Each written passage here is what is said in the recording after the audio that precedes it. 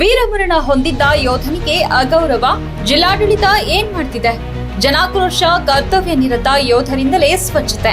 ಯಾದಗಿರಿ ಶಹಾಪುರ ತಾಲೂಕಿನ ಸಗರ ಗ್ರಾಮದ ಹುತಾತ್ಮ ವೀರ ಯೋಧ ಸುಭಾಷ್ ಚಂದ್ರ ಮಡಿವಾಳ ಇವರ ಸಮಾಧಿಯನ್ನ ಅಭಿವೃದ್ಧಿ ಇರಲಿ, ಸ್ವಚ್ಛಗೊಳಿಸುವ ಗೋಜಿಗೂ ಹೋಗದಿರುವುದು ಶೋಚನೀಯ ಸಂಗತಿಯಾಗಿದೆ ಎಂದು ಪ್ರಸ್ತುತ ಕರ್ತವ್ಯ ನಿರತ ಯೋಧರು ಸೇರಿದಂತೆ ಗ್ರಾಮಸ್ಥರು ಆಕ್ರೋಶ ವ್ಯಕ್ತಪಡಿಸುತ್ತಿದ್ದಾರೆ.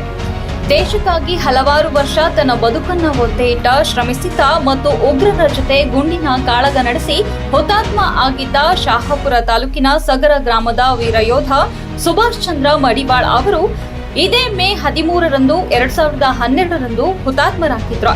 ಅಂದು ಅವರ ದೇಹವನ್ನ ಮೆರವಣಿಗೆಯೊಂದಿಗೆ ಸರ್ಕಾರಿ ಗೌರವದೊಂದಿಗೆ ಗ್ರಾಮದ ಗ್ರಾಮ ಪಂಚಾಯಿತಿ ಎದುರಿರುವ ಸರ್ಕಾರ ಗುರುತಿಸಿದ ಸ್ಥಳದಲ್ಲಿ ಸಂಸ್ಕಾರ ಮಾಡಲಾಗಿತ್ತು.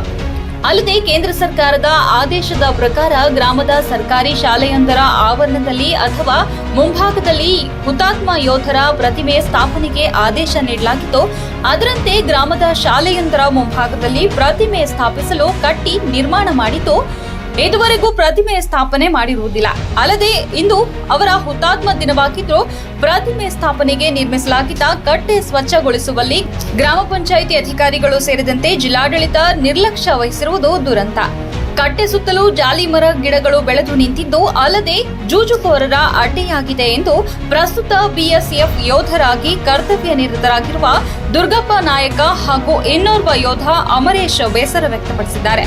ಮತ್ತು ಕೇಂದ್ರ ಭಾರತೀಯ ಸೇನೆ ವತಿಯಿಂದ ಸೇನಾ ಅಧಿಕಾರಿಯೊಬ್ಬರು ಸೇನೆಯ ಮೇಲಧಿಕಾರಿ ಆದೇಶದಂತೆ ಹುತಾತ್ಮ ಯೋಧ ಸುಭಾಷ್ ಚಂದ್ರ ಮಡಿವಾಳ್ ಅವರ ಪ್ರತಿಮೆ ನಿರ್ಮಾಣದ ಬಗ್ಗೆ ಸಮಗ್ರ ಮಾಹಿತಿ ಪಡೆಯಲು ಇಂದು ಸಗರ ಗ್ರಾಮಕ್ಕೆ ಆಗಮಿಸಿದ ಯೋಧ ಮಲ್ಲಿಕಾರ್ಜುನ ಇಂಡಿ ಅವರು ಸಹ ಪ್ರಸ್ತುತ ಹುತಾತ್ಮ ಯೋಧರ ಸಮಾಧಿ ಸ್ಥಳ ಮತ್ತು ಪ್ರತಿಮೆ ಸ್ಥಾಪನಾ ಸ್ಥಳ ವೀಕ್ಷಿಸಿ ದಂಗಾಗಿದ್ದಾರೆಂದು ಯೋಧರಾದ ದುರ್ಗಪ್ಪ ನಾಯಕ ಹಾಗೂ ಅಮರೇಶ ಮಾಧ್ಯಮದ ಮುಂದೆ ಅಧಿಕಾರಿಗಳ ಮತ್ತು ರಾಜಕೀಯ ನಾಯಕರ ಸಂಘ ಸಂಸ್ಥೆಗಳ ನಡೆ ಕುರಿತು ತೀವ್ರ ಬೇಸರ ವ್ಯಕ್ತಪಡಿಸಿ ಸ್ವತಃ ಯೋಧರ ಸ್ವಚ್ಛತೆಗೆ ಮುಂದಾಗಿರುವುದು ಜಿಲ್ಲಾಡಳಿತ ಸೇರಿದಂತೆ ನಾಗರಿಕ ಸಮಾಜ ತಲೆ ತಗ್ಗಿಸುವಂತಾಗಿದೆ. ವರದಿ ಸಿದ್ದು ಪಟ್ಟೆದಾರ್. ನಮಸ್ಕಾರ. ನಾವಿಬ್ಬರು ಈ ಗ್ರಾಮದ ಯೋಧರು. ಸುಮಾರು ಒಂದು 24 ವರ್ಷ ಸರ್ವಿಸ್ ನಮ್ದು. ಇನ್ನು ಆನ್ ಡ್ಯೂಟಿಯಲ್ಲಿ ಇರೋರು. ಈ ಒಂದು ಪುತ್ಥಳಿ ದೇಶಕ್ಕಾಗಿ ಹುತಾತ್ಮರ ಲೈವ್ ಫೈರಿಂಗ್ ಅಲ್ಲಿ ಛತ್ತೀಸ್ಗಢದಾಗ ಬಹಳ ಹೆವಿ ಫೈರಿಂಗ್ ಆಗಿಸಿಂದ ಅದರಲ್ಲಿ ಸುಮಾರು 6 ಜನ ಹುತಾತ್ಮರಾಗಿರ್ತಕ್ಕಂಥ ಯೋಧರು. ಅದರಲ್ಲಿ ನಮ್ಮ ಗ್ರಾಮದ ಸುಭಾಷ್ ಚಂದ್ರ ಒಬ್ರು. ಇವರ ಸುಮಾರು 2012 ಮೇ 13ನೇ ತಾರೀಕು ಇವರು ಹುತಾತ್ಮರಾದದ್ದು. ಇದಕ್ಕ ಮೇಲಿಂದ ಆರ್ಡರ್ ಪ್ರಕಾರ ಇಲ್ಲಿ ಒಂದು ಸ್ಕೂಲ್, ನಮ್ಮ ಶಾಲೆ ಸ್ಕೂಲ್ ಗೇಟ್ನೊಳಗಡೆ ಒಂದು ಪುತ್ಥಳಿ ಅನಾವರಣ ಮಾಡ್ಬೇಕಂತ ಕೇಸಿಂದ ಅವಾಗೇ ಆರ್ಡರ್ ಬಂದಿರತಕ್ಕಂಥದ್ದು. ಆಗ ಮಾತ್ರ ಕೇವಲ ಹೆಸರಿಗೆ ಮಾಡಿಗೆಸಿಂದ ಎಲ್ಲ ಟೈಲ್ಸ್ ಹಚ್ಚಿ ಇಷ್ಟುಬಿಟ್ರು. ಮ್ಯಾಲ ಏನಾದ್ರೂ ಪುತ್ಥಳಿ ಇನ್ನೂ ಆಗಿಲ್ಲ, ಅದು ಅಷ್ಟೇ ನಿಂತು ಬಿಟ್ಟದೆ.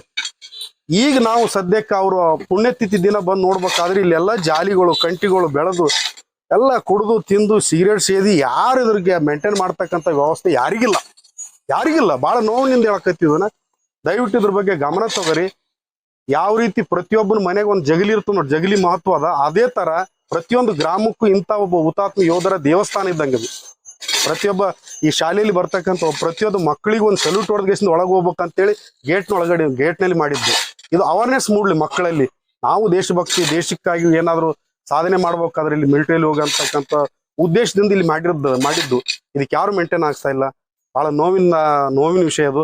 ದಯವಿಟ್ಟು ಆದಷ್ಟು ಬೇಗ ಗಮನ ತಗೊಂಡು ಇನ್ನೂ ಇದು ಅಭಿವೃದ್ಧಿ ಆಗ್ಬೇಕು. ಇದು ಏನು ಕೆಳಗಡೆ ಟೈಲ್ಸ್ಗಳು ಹಾಕ್ಬೇಕು, ಇದೆಲ್ಲ ಆ ಕಡೆ ಸುತ್ತ ಮಾಡ್ಕೋಬೇಕು, ಮ್ಯಾಲ ಮೂರ್ತಿ ಕೂಡಿಸ್ಬೇಕು, ಇನ್ನೂ ಏನಾಗಿಲ್ಲ. ಅದಕ್ಕೆ ದಯವಿಟ್ಟು ಗಮನ ತಗೋರಿ ಅಂತೇಳಿ ನಾವು ಈ ಗ್ರಾಮದ ಯೋಧರ ಪರವಾಗಿ ಈಗ ನಾವು ಲೀವ್ನಲ್ಲಿ ಬಂದಿವಿ.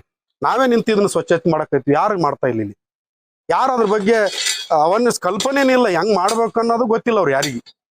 ಆ ಒಂದು ಯಾರು ಮಾಡ್ಬೇಕು ಅನ್ನೋ ಜವಾಬ್ದಾರಿ ಇನ್ನು ಮುಂದೆ ಆ ಒಂದು ಶಾಲೆ ಮುಖಸ್ಥರಿಗೆ ಎಲ್ಲರಿಗೆ ಇದು ಬಿಸಿ ಮುಟ್ಟಬೇಕು. ಬಹಳ ನೋವಿನಿಂದ ಹೇಳೋ ವಿಷಯ ಇದು. ಗ್ರಾಮದವ್ರ ಪ್ರಕಾರ ಇಡೀ ಸಗರ ಗ್ರಾಮದ ವತಿಯಿಂದ ನಾನು ಈ ನಿಮ್ಮ ಮುಖಾಂತರ ಮನವಿ ಮಾಡ್ಕೊಳ್ತಾ ಇದ್ದೀನಿ. ದಯವಿಟ್ಟು ಯುದ್ಧ ಬಂದಾಗ ಮಾತ್ರ ಯೋಧರು ಸೈನಿಕರು ಅನ್ನೋ ಬಿಲ್ಡಪ್ ಕೊಡೋದು ಬೇಡ.